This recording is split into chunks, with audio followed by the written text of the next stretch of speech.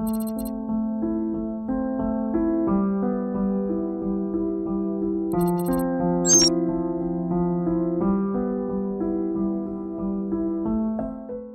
لله مرضت بعد استشهاد بناتي. أنا على الوقت بغسل كلى ورحت على المستشفى وقعدت 2.5 شهور وأنا في المستشفى. أنا مش قادرة تعبانة، وفي الآخر وصلوني لغسيل كلى.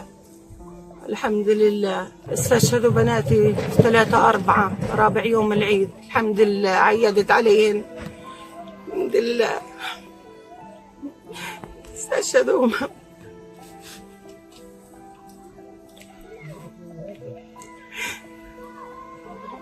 عيلتي كلها راحت، 28 نفر تحت الردم معهم.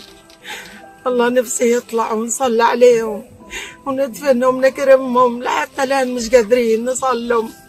ونفسي أتعالج، بدي أطلع برا أتعالج، أمشي على رجلي، يوقفوا لي ويغسيلي الكلى. مش قادرة تعبانة، أنا دمي صار يصير 6، والإبرة اللي بياخدوها لتقوية الدم مش موجودة، مش ملاقينها، مقطوعة، وبرا حقها 1,200,000 ومش قادرة أشتريها.